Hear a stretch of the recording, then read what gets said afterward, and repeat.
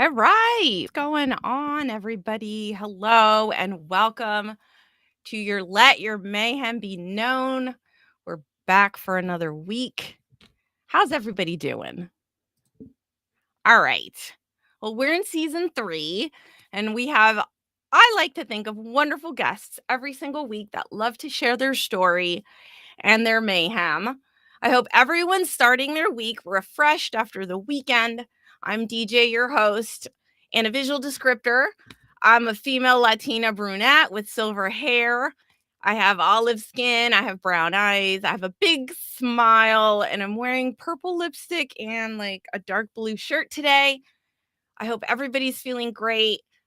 We're here every week to share powerful stories and experiences to destigmatize and normalize mental health, disability, and trauma. This is really a place I like to share our mayhem, create opportunities through connection, and really encourage acceptance.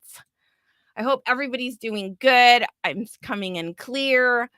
And I love being here every week. It's really important to me that we sit here and we really share a little bit about ourselves every week and really try to encourage, again, acceptance and breaking down those stigmas. So please, if you're new to my channel or if you're new to me, I'm new to you, subscribe and support my work.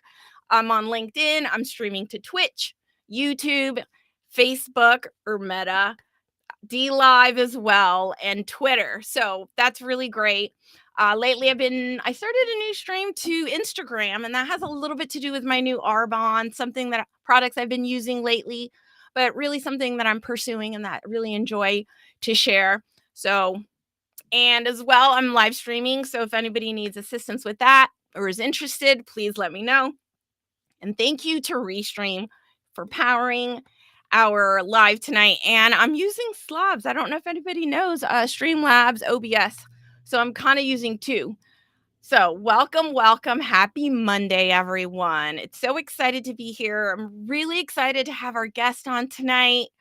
We're just going to chit chat, nothing serious. We're just really bringing awareness to low vision awareness, talking about visual impairments and really how we can be more accessible in our creating and when we're considering our lives, what we're doing, and just our content in general, our websites, our businesses, our processes. So all those things that kind of, we really want to start including in when we're doing and participating in these processes. So before I get going too far deep into that, it's really important to me that we welcome our guest and give them a nice warm welcome. So please, I want everyone to get ready and bring some questions, okay? We're just going to have a nice conversation. We want to bring some questions and our wonderful guests. So let me tell you a little bit about James. Tonight, I have James Warnken. He's legally blind. He's online accessibility specialist, something that I'm super wanting to learn more and more about. Disability advocate, much like myself. He's an entrepreneur and a creative, which we love. He loves to play video games and just be like everybody else, just like me. So he wants to share a little bit about his experience and his expertise as he's worked with search engine optimization and data analytics. Really, he's been focusing the last couple years on marketing and working on how to connect with organizations to be more digitally accessible in what they're doing. He's passionate about supporting organizations and website accessibility. And so we'll see, what our conversation's really gonna bring tonight. I'm really excited. Again, this is something that I love to talk about and I want to know more about. And I know we have a few things in common. He really wants he shares about his lived-in experience with progressive vision loss, and he's been really proactive at learning Braille, using white cane mobility, which we'll talk a little bit about, and learning about adaptive technologies and and sharing his unique perspective as we're thinking about those websites and our social media campaigns and other online experiences. So let me go ahead and get our guest out today. I'm so excited. Let's welcome James. There he is. Let's see. Hi, James. Hello. Thank you for having me. Welcome. I'm excited. Thank you. I appreciate it. I mean, you're just starting out and just really kind of getting out there. And I'm glad that you would be on my show and we could just chat a little bit about you. Thank you for are those bits? I just heard thank you, Twitch, to for the bits. But yeah, it's really just exciting to have you here and really to learn a little bit about you and what your lived in experience is losing your vision. And now, with you never know what the future holds really, and what the opportunities may hold, and then really what those barriers may look like as you continue to move forward through life. So I appreciate you being here and sharing your story tonight.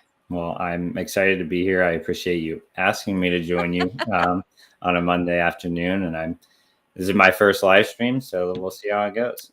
Yeah, no, everybody say hi to James. Tell him this is his first live stream. We're just going to welcome him, and I'm going to go ahead and say hi to the chat. So chat, I'm going to go ahead and read your comments for James. Mackenzie says awesome, and Mackenzie, your Saturday night says up loud and clear, so there's confirmation that my mic was working good. So thank you for that. I got some emojis, some celebration emojis here. And really, it's wonderful just to kind of have that. Stefan says, hi, DJ. Here to support your wonderful work and spirit, always helping others. So, hi, Stefan. Thanks for stopping through and supporting this conversation. Bruce says, good job featuring James Warnken. Yay, you go, bro. Do you know Bruce? Carnahan? Carnahan. Sounds familiar. Yeah, the guy in the blue shirt, that's what he's known for. And really about quicker systems and efficient processes. So, and I think that, accessibility kind of leading into tonight's conversation, accessibility for me personally as a live streamer trying to create content is been those barriers to creating it accessibly. I can only imagine on the consuming end when you're trying to consume content or trying to get information and resources from a website and how difficult it is when you cannot get what you need. So It's pretty frustrating. I bet. Mackenzie says, hey, James, this is exciting. I have multiple visual impairments. And as a visual artist and filmmaker, I'm always interested in learning more about accessibility. So this is great. Thank you, Mackenzie, for that. It's really nice to have that support from the community that wants to know more about accessibility and really understanding how important, imperative it is. Really, like, the law is on your side. Make your stuff accessible. Learn how to do it. Build it into your processes early on. Yeah. Stefan says, hey, James, really interested in hearing your story. Once you finish this first live stream, you will be a pro. That's what I'm hoping. I've had the opportunity a couple times before, and it's just with the chat and everything else, it gives me a little bit of nervous feeling. So I've just avoided it to this point. And now that I have somebody to do it with, I figured it might as well go for it. So yeah, I mean, I know there's lots of support, and I think for me, the more we talk about it, right, the more common it becomes, the more people start to say, yeah, I've heard about that here and there. I'm starting to see how important it is and how maybe perhaps what I've been doing hasn't been as inclusive as I thought, or I haven't given things like that consideration. So definitely. And like, there's always room to learn and grow. Yeah. So even as someone who has a visual impairment, I learn about different assistive technologies and methods and strategies and everything like that. I'm still learning today. So, and technology helps and it causes issues in other areas. So I don't think it's ever a bad idea to stop learning or exploring the opportunities that are out there on both sides for the consumers and the businesses. Yeah, the creators, right? I mean, it's not easy for either one, and we need to meet in the middle. We need to find ways. How can we have these conversations? How can we learn how to do this and really consider everyone that is, part of what we're trying to create. I want to be as inclusive as possible, and I want to associate with people that also want to be as inclusive as possible. So for me, having these conversations and really seeing who shows up and who wants to learn more, who's actively changing the way they create content to make it more accessible, and like making notes of like, okay, I understand a little bit more. Well, You well, know? I can tell you hit on a couple of them, just like from thus far of being in here, like the captions being on. I heard you mentioning that at the beginning. Your audio descriptor, all of those are Thank you. for people with visual impairments, people with trouble hearing, like all of those Yes. factors. You kind of hit on very early on that I picked up on. So Oh, thank you. Well, I really do try to be mindful. I try to be considerate. I never want to say that I know everything because I'm a new creator. But as a new creator, I'm very aware of these things that I know I want to incorporate, that I know I want to learn more. And so that kind of leads into that what was it, the IIAP, that the yeah, certificate. yeah. So you just got your certificate in that back in December. And I So should that go ahead, but that's something I wanna do, but go ahead. I'm gonna look up the info for it while Yeah, we so chat. I went through the DQ courses to prepare for the IAAP exam. So that certificate back in December was just a certificate of completion that I had Mhm. completed all of the prep work to be able to take the official exam, which I actually just took last Monday. Oh, I wow. posted about it because I don't get my results for a couple more weeks, but I took the official exam under the IAAP last Monday morning, and definitely though that certificate of completion, that Yeah, was super beneficial in terms of preparing for the material on the exam. But I did a few other excellent. things that led me to be a little bit more prepared than just reading the text or watching the videos.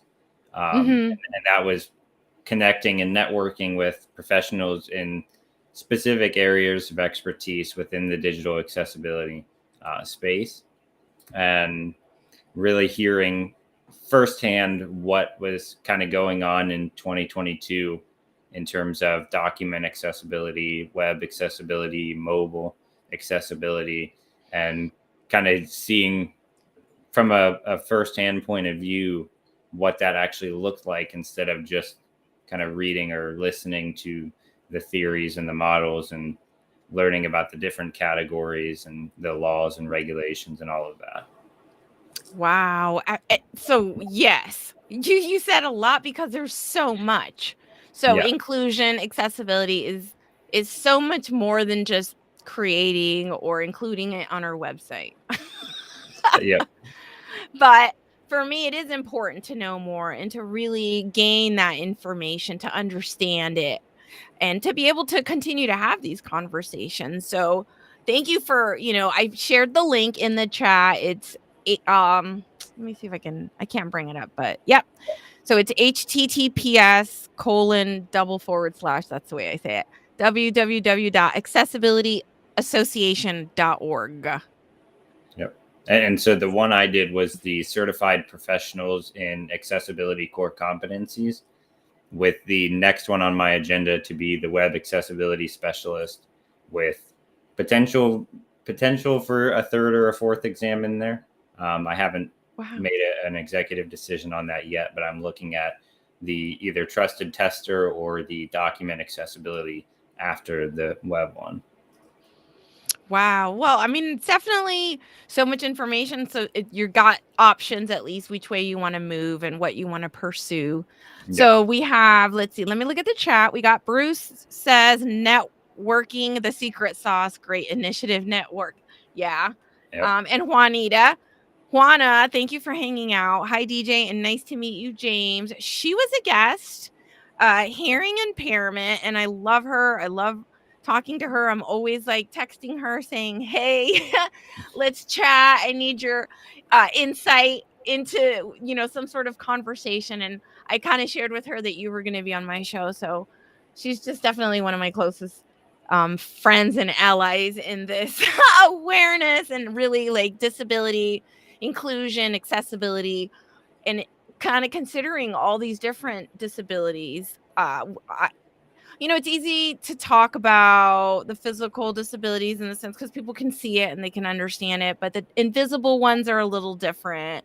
Right. Hearing impairments, of course, and visual impairments. So, there's just so much that you want to consider, and I know it can be overwhelming as a creator. I know it can be overwhelming, and really, I guess on uninclusive. I don't really know what the opposite is of like not including someone, how really they continue to dismiss you and like lack of information and lack of resources and how frustrating, like you said, that can be. So Yeah. really Well, that's even from my perspective, like yeah. going through those courses, like there was a bunch of stuff that I had never seen or thought about. So it definitely opened my eyes a little bit Mhm.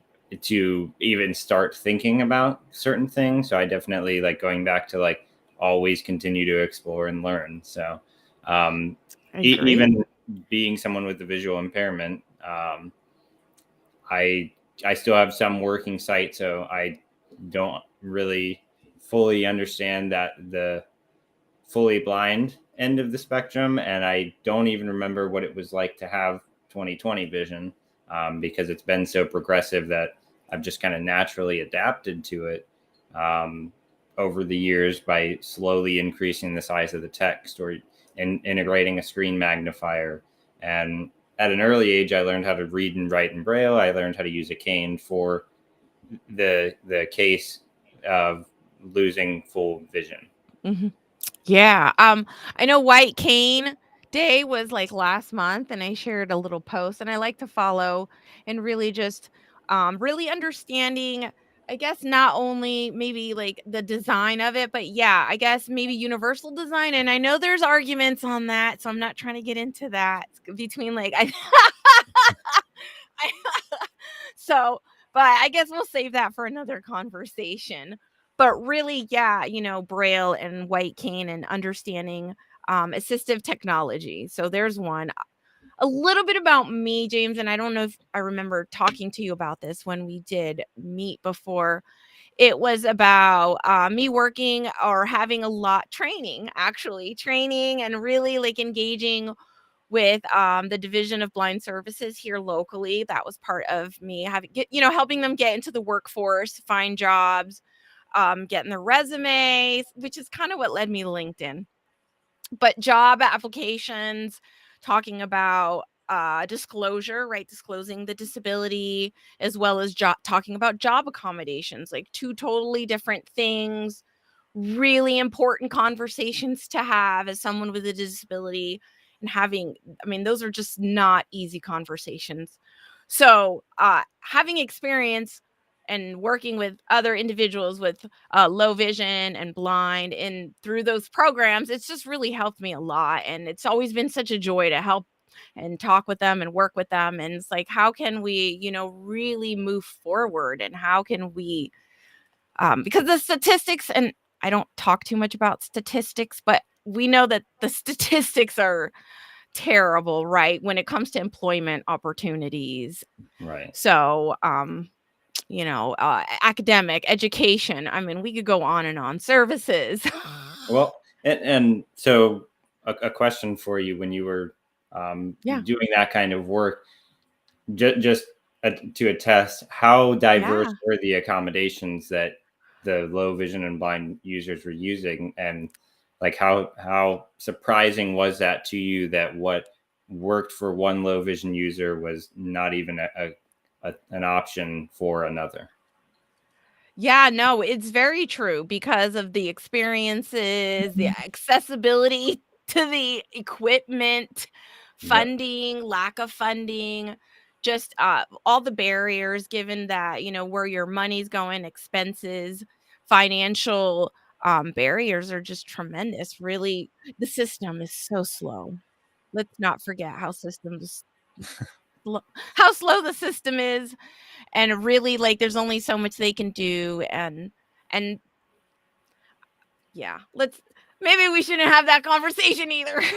But it's important and it's true. Not everyone needs the same accommodations. Not everyone needs the same assistance in a task. So that's different. Let me go to the chat because we have some new folks in the chat, James, and we can go back to your question. Let me go back. Okay. I see Tim's here. Tim Soane's here. He says hi, friends. Uh let's see. They're having a conversation. Bruce is saying hi to Tim. Gabe Leal's here. He says hello, everyone. Jeremy. Oh my. A new what's up on Facebook? What's up? What's up, Jeremy? Okay, so he says hi, DJ and James. I really appreciate this conversation because I work for a local government as a developer, and I never knew that there was such a disparity in what is available online for visually impaired persons. We have a person I work with directly who, oh my gosh, I can't even see it. Let me see if I can. Wait, there's I'm going to read it, Jeremy. I'm going to read it. We have a person I work with directly who has been working extremely hard to help the county to get better at providing our services online to those residents. So yes, Jeremy, there's been lots of lawsuits.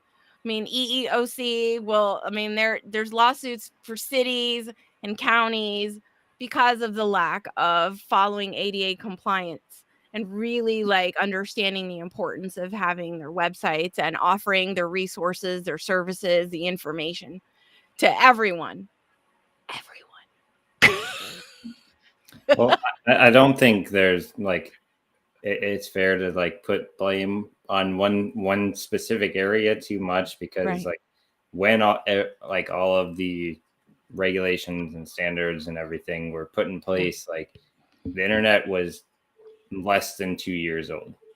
And Good point. from my personal experience from 2019 to February 2022, things have accelerated so much in just a year and a half because of the pandemic that it's hard for anybody to keep up.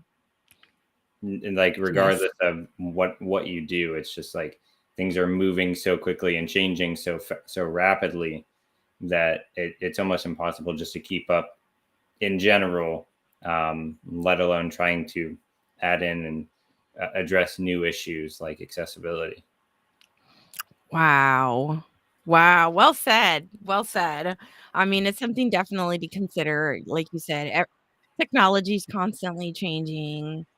Um, everything's constantly, the internet's constantly changing. Yeah. Society's constantly changing, it seems. So Yeah. Well, I and agree. like to that point, like the biggest thing that I've kind of picked up on over the course of the last year and a half is like incremental improvements are better than nothing. So like as long as you're making those small improvements or getting those little wins over a period of time, that's going to stack up and that's going to increase in value the longer and the more effort you put into it. Perfect.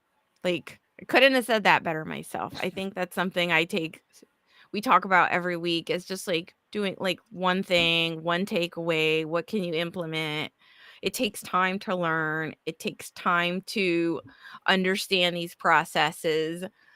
It takes forever figuring out how to do one thing. So don't beat yourself up if we can't do it all. And I know I struggle with that, but it really is in those small wins. And when you start adding captions to your videos, that's a win. Celebrate that. Like, woohoo, right?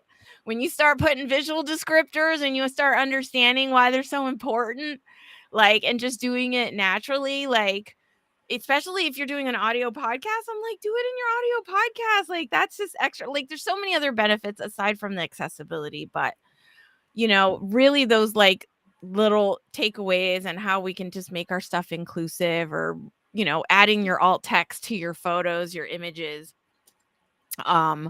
that takes time learning how to do it on different platforms and making your stuff more accessible.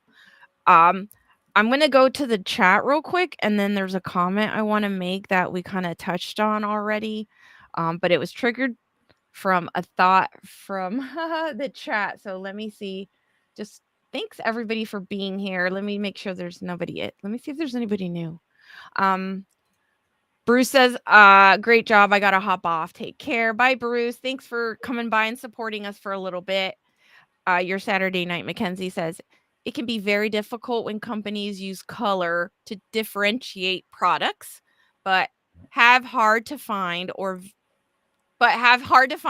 very small labels to let you know what it is. And I know what she's talking about has to come with paint.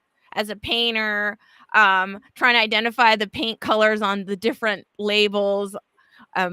So, and just like there's really no other identifiers. It's just terrible. Yeah, and like that's a very like it's a very weird area, especially on like the web side of things, because like using color as a visual indicator is something that like naturally, like green means go, red means stop. Like that's it's a very kind of learned like pairing colors with meaning. And wow. Okay. I come across it all the time.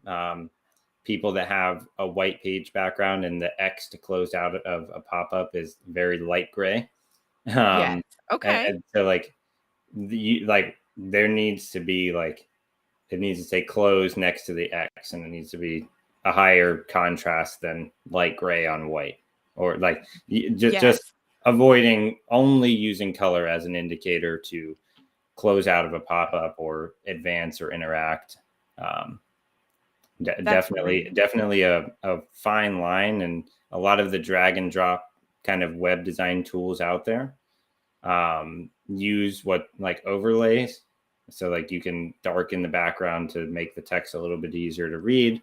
And with some scanning tools or automated tester tools, it will automatically flag that because it's recognizing that original color before the overlay and comparing that to the text. So if you're using automated tools, I wouldn't always trust the color contrast checkers within those. Good to know, because I know I talked about this twice on a live. I know I put that on my own personal like website, right? silverfoxfox.com. I put the accessibility widget thing over it. And I think I remember showing you and us talking about it. And you're like, well, I think we talked about some of those potential lawsuits maybe that have been going around with certain providers or certain website or certain software companies. But I think, Yeah, I don't really want to get too far into that. I will say on the UX standpoint, it's definitely a good move as long as it's able to be accessed. Okay. So a lot of times those are in the footer, which means you have to go through the entire page to get to that. So I would just move it up to the header if possible to make it easier to get to. Okay. All right. Everybody listening, everyone taking notes tonight's episode? Like, this is good. This is juicy. This is the kind of stuff we need to consider. I mean, this is important. Okay. All right. So I have a question from Gabe. Gabe says, when do you think technology will actually catch up with or surpass accessibility needs? That's a good question. Definitely moving towards the right direction. I think technology still hasn't reached its full potential with Web 3.0 and metaverses and blockchains and all of that being introduced relatively recently over the last couple of years, or at least gaining popularity over the last couple of years. So until technology's momentum slows down, I don't know if it will completely catch up.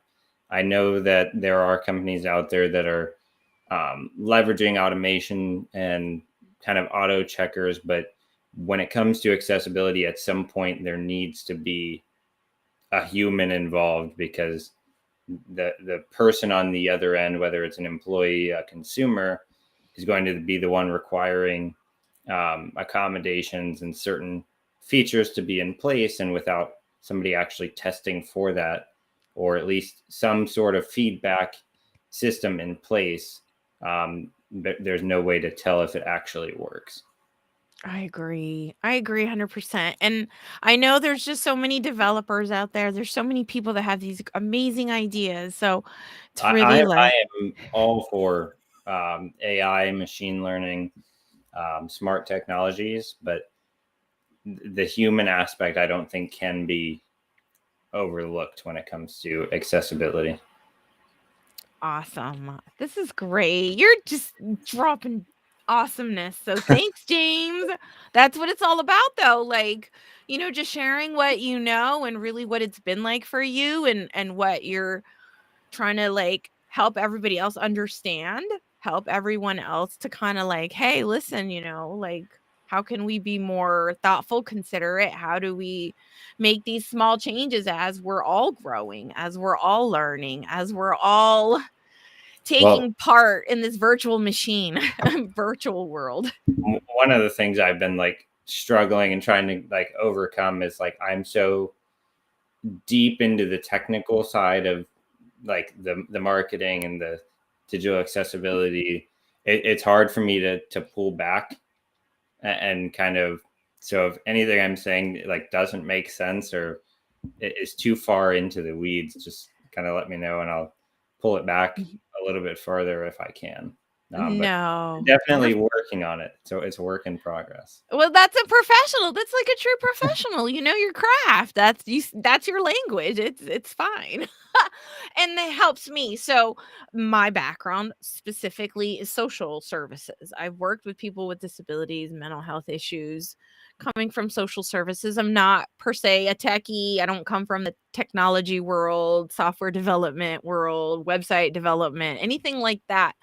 But coming with that advocacy heart, coming with that, I've worked with so many people with mental health or mental cognitive impairments, visual impairments, hearing impairments. Like, I want to make sure that I'm including them in my streams. I'm including them in my social media platforms, and they're just as included in everything I want to say and do as anybody else, right? And more so to really like highlight like how important it is to include them, like because technology is I are it's technology does not make it easy. These softwares, these programs do not make it easy. So that kind of makes it simple to go with this comment. Mackenzie says, when are they going to stop charging us for access to accessibility, right? And yes. Yes. That's a hot topic. Ooh, isn't it though? I was having a conversation a couple of weeks ago on where things kind of stem from, and like the developers, like the tools that the developers use are only as good as the people who made those tools, and the people who made those tools are only as good as the people who taught them, and it's just like a string. And in Oh. terms of like charging for accessibility, I You know how it I have goes. You know what I'm talking about, yeah, though. It's like you yeah. gotta pay extra to get the caption servicing in this software, and that's happened to me. It's like I have to pay $8 extra a month to get captions on my videos because I don't wanna make videos without the captions, but in order for them to incorporate the captions in my burnt-in videos then I have to pay extra money a month, and I'm like, "That's of course, that is such a barrier right there in itself to Yeah. everyone, except Well, for the profiting company that's trying to profit off of this. Like, a it's not. lot of social platforms are um, like they don't have a ton of accessibility options in them, because that's one of the things I check as I kind of dove down Yes. this further, is like there isn't a whole lot of opportunity in there, outside of the caption thing. Yeah. I think it's more of a creative challenge, Mm. finding ways to create in a way that's accessible, through transcripts or Transcripts. Yeah. like with the rise of video content, doing audio descriptions, Yes. or embedding the captions. in the video before you upload it. Now, in this case, with a live stream, I don't really know how that would work. I'm exploring that myself, my I've heard friend. that Google Meet has the best captions, which I am a big G Suite Google Workspace fan. Me too. Me too. All Um, right. All right. Cool. I've Great. definitely heard that Google Meet has the best captions. But yeah, the creative aspect of it is like you can embed a lot of them or take a slightly different approach to add accessibility without relying so much on the platform's capabilities, because a lot Yeah. of those platforms it's just not there. And I until agree. enough people make a point to push for it. So like one of the ones I've like reached out a couple of times now is resizing text on Snapchat. Okay. When you're Okay. having a conversation on Snapchat, as soon as you swipe off of it, the conversation's gone. Well, when I try to zoom in and use a screen magnifier, I have to triple tap my iPhone screen. And a lot of times my finger slides and the whole conversation's gone. And then I'm left wondering what was Oh. said or having to ask what was said and have it repeated, because when I tried to zoom, I swiped and deleted the conversation. Mm. So until people start posing questions and asking in like a consistent and Yeah. that's actually a good point, is like whether you're designing content, building a website, putting some method in place for people to contact you specifically about accessibility, whether it's through an accessibility statement or a separate contact form, but having a separate place um, to accept feedback Yes. about accessibility outside of just a general contact us form will make it a lot easier, because now you're creating that feedback loop that I was talking about a little bit ago, and allowing people to actively contribute to progressive accessibility. That's great. Yeah. Feedback's so important. Always just really allowing that time or finding ways to go back and just say, hey, how can I make this more accessible? How can I? And again, refining those processes. But yeah, awesome. Awesome. It's for me, it's something that I'm just constantly wanting to learn about. It's something that I constantly want to talk about and ask others, how do they do it? How can we all do it better? How can we all just kind of, because That's the attitude that a lot more people need. yes. Oh, yes. Okay. Wanna change Finding Cherry's here. Hi, Finding Cherry. She's on Twitch. So, what's up, girl? Thanks for popping through. Um, let's see. Snapchat is interesting, but also a kind of strange and problematic platform. That's funny. Well, Um, we were running some campaigns through Snapchat, and um, yeah. that's kind of what led me to like, hey, I'll reach out. You share that. Yeah. Yeah. But you talked about something is getting to know what you're using and the accessibility features. Bruce brought it up in a comment a little bit earlier. Like, if you know what you work out of a lot, like I work in Restream a lot, or if working in Streamlabs OBS a lot, or if you're in Zoom a lot, or whatever, what is it, the Microsoft Teams. I Yeah. really like their captions on Teams. I know Zoom's always been behind and, they've had their fair share of problems. So, um, but then just kind of understanding, what else can we do, and knowing what you taking ownership for making it accessible, right? Not depending on the platforms. You need to know the software, you need to know the platforms, but for your own sake, how you're creating those images, um, the instructions you're giving maybe to somebody to develop your website or develop that landing page. Um, so those are things that I constantly think about, and I want to encourage other people to think about how, because the thing is, like, you just assume that everybody perceives the world just the way you do. Everyone, right, is understanding and going through the world just like you, but that's not the case. So let's talk a little bit about you. And I know you're like, oh, I don't like to talk about me, but just a little bit about you, your childhood, your vision loss, and like really what that's been like for you, and just for a little backtracking. Yeah, for sure. So I was diagnosed with genetic retinal dystrophy when I was 9. Um, I remember that whole trip to the eye doctor. It was a series of trips to the eye doctor.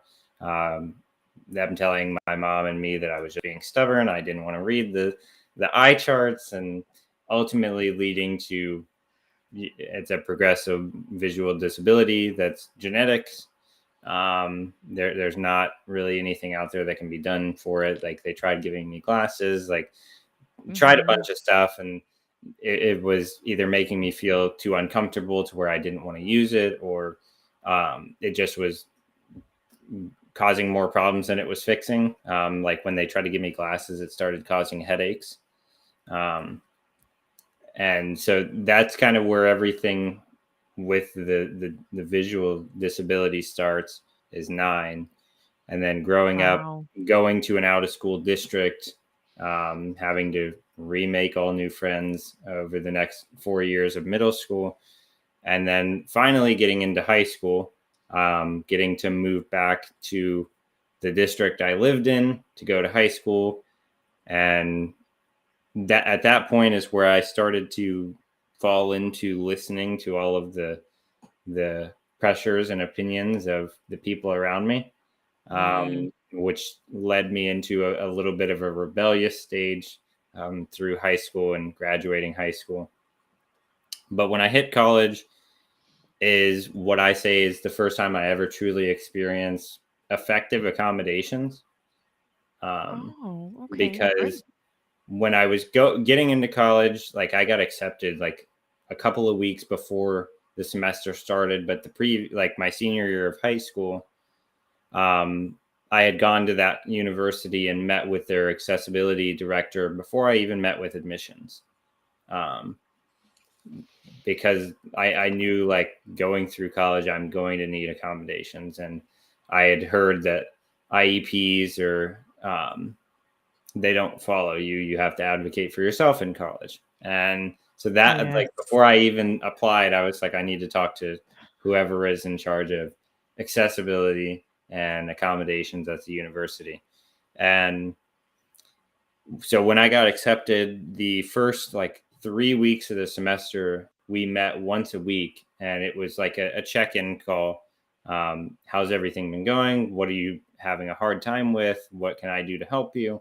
And, like, going from getting large print everything, getting a CCTV, like, I had accommodations in high school, but, like, I was a teenager. I didn't want anybody's help. And then, like, rightfully so. Like, I didn't, Yeah. I felt embarrassed. I felt singled out. I felt like I Oh, was being yeah. excluded by giving me what I needed. And in college, getting digital copies of my textbooks and just using a computer in the classroom instead of carrying around 17 volumes of a book. Getting note takers that would write down anything that wasn't in a digital format.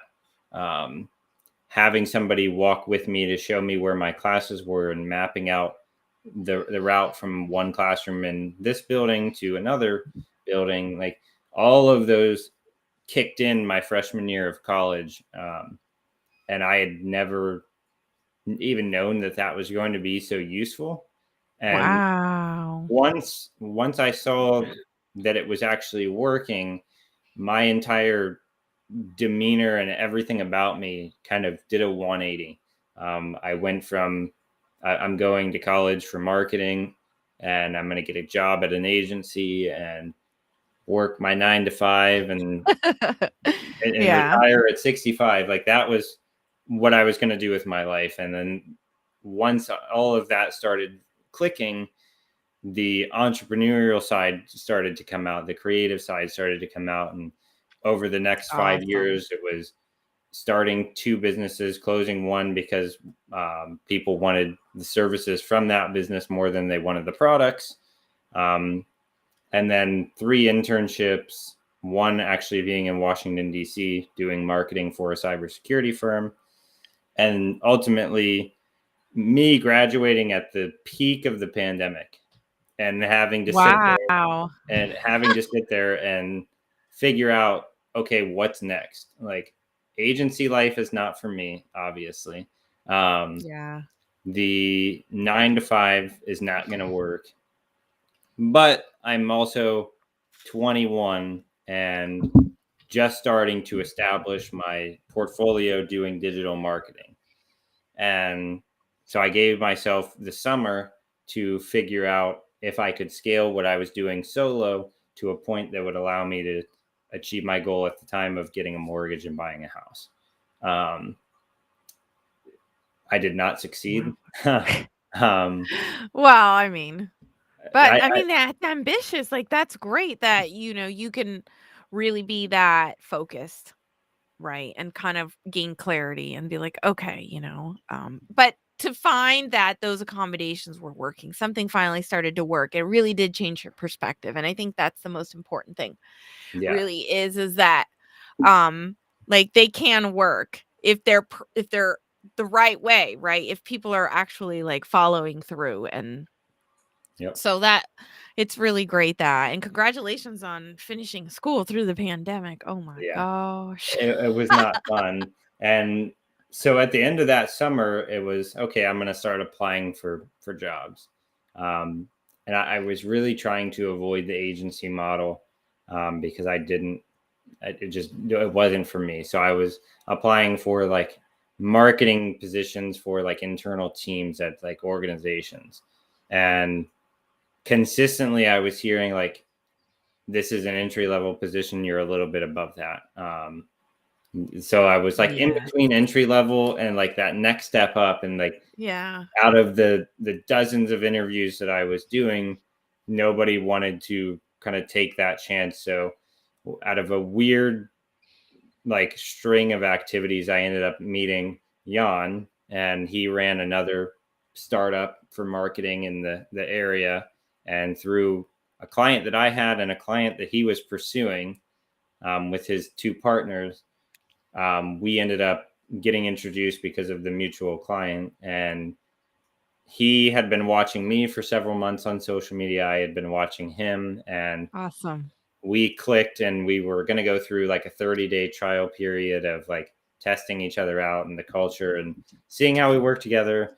It lasted all of like 4 or 5 days, and we were like, this is working. Let's go. We went like full time on each other's teams. And so I came in, and they were doing creative work at the time, podcasts, social media campaigns, live stream management, a bunch of the creative stuff. I was more on the tech side of building and optimizing and advertising for websites and things like that. So we kind of just meshed, and I was like building, designing, and optimizing the websites. They were doing all of the big picture strategy, and I was learning from them. They were learning from me. And I really feel like I'm one of the 4 founders. Awesome. In the startup, because of how much they embraced me and how much I was willing to learn from them. Because like Jan is like former military, ICU nurse, like psychology, sociology, like extremely intelligent, and the other 2 founders just as smart. So I knew like I was good at talking to people, but like not by any means like good at talking to people. And so like I was like, okay, like this is what I'm doing, and walked away from an agency offer to join their team, and was told I was crazy, all that kind of stuff. But fast forward now, a year and a half later, I told them I wanted to go into like the accessibility consulting and remediation, all of that kind of stuff, and immediate full support across. Yes. And all right, cool. So now we're in 2022. We have a team of 6, one of them being my best friend since 8th grade. He actually Oh, comes and works in my remote office with me every day, which is pretty cool. He is our main ads manager, running a lot of the campaigns while I do more of the building and the accessibility and optimizing.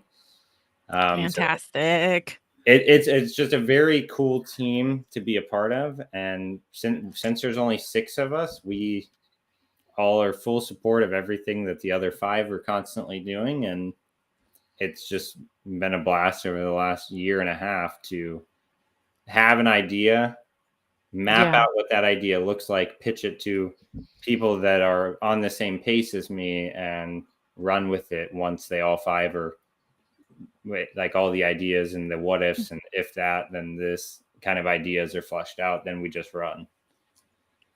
Wow. Well, I think it's great. I mean, so let me just go to the chat because this has kind of read my mind, is that we definitely need that kind of consulting. We need consultants and people to lead the way. That's what Mackenzie says. So absolutely agree with that.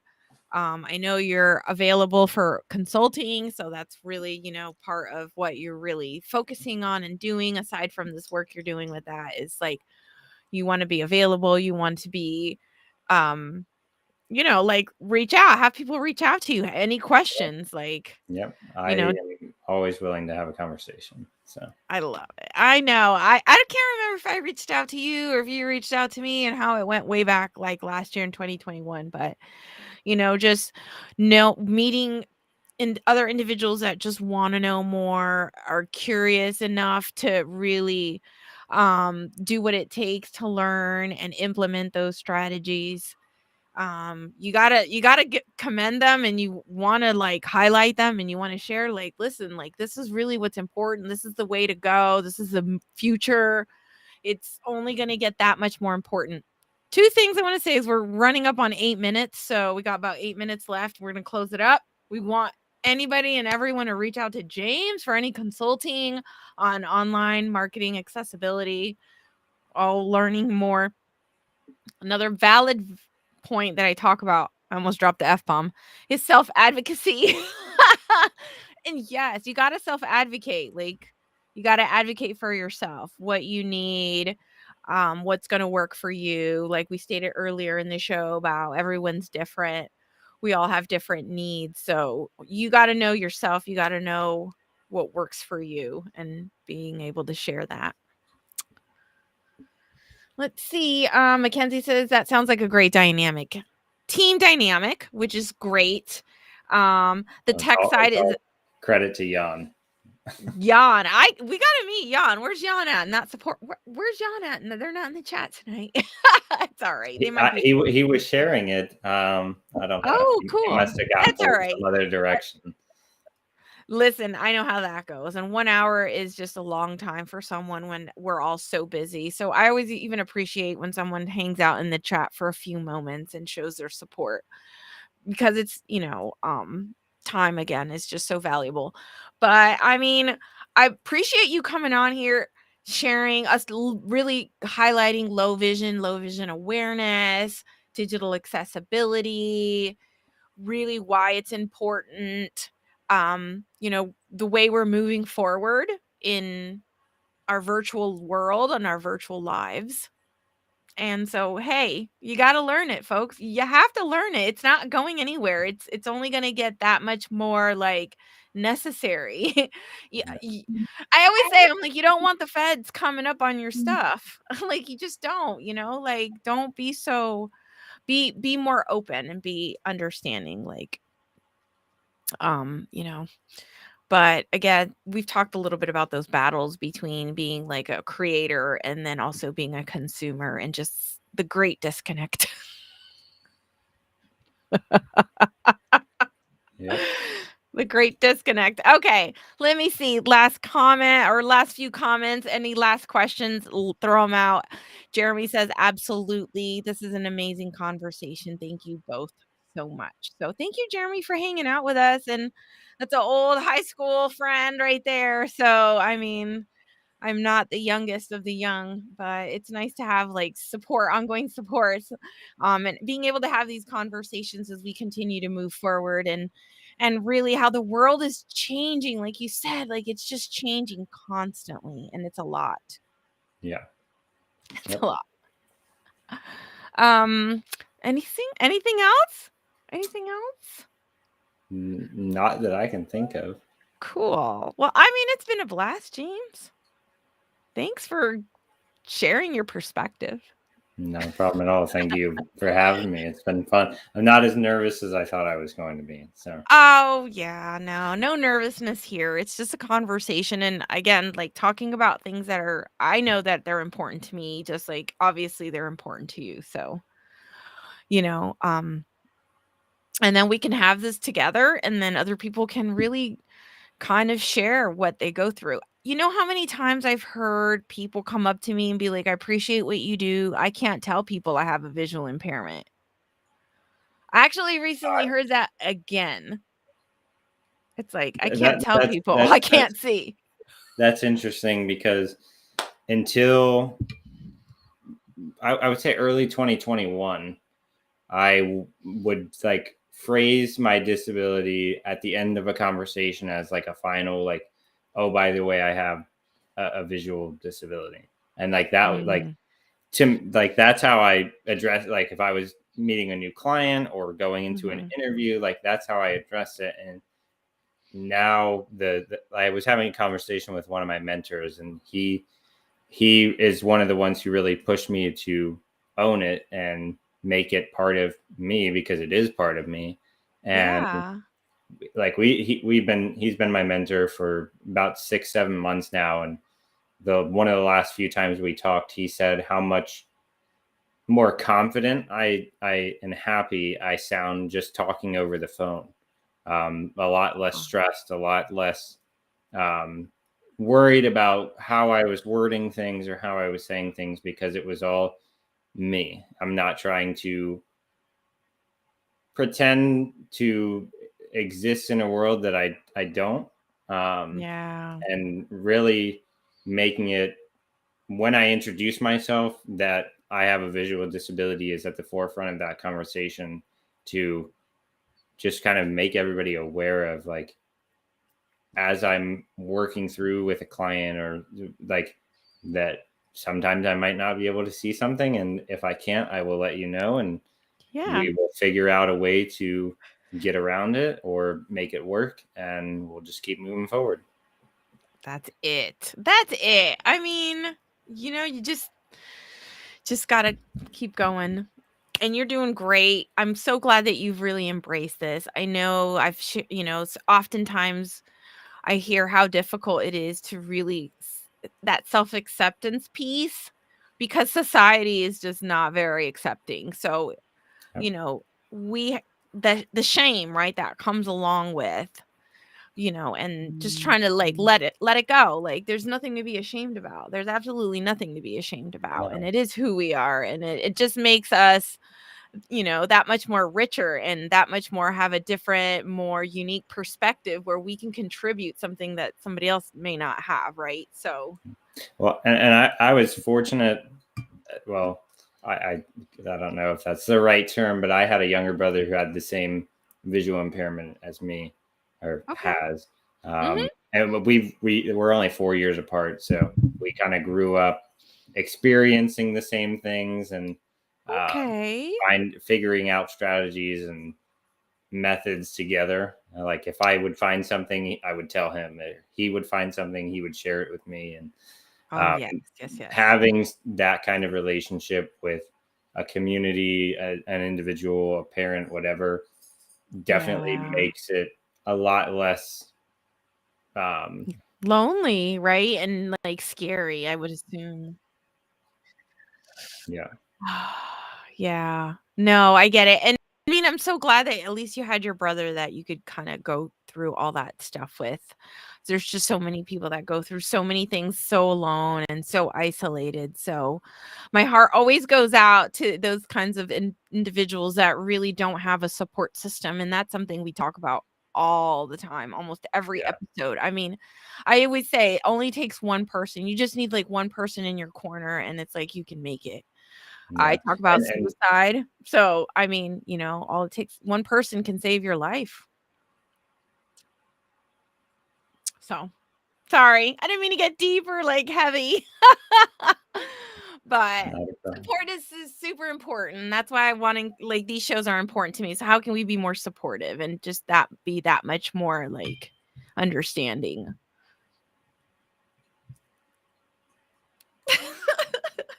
Perfect. I don't Jamie, have anything else to add to that. You said it. thank you. Thank you. All right, my friend, we're going to wrap it up. Thank you, everyone that's been here. I appreciate. Mackenzie says, where can we find you, James?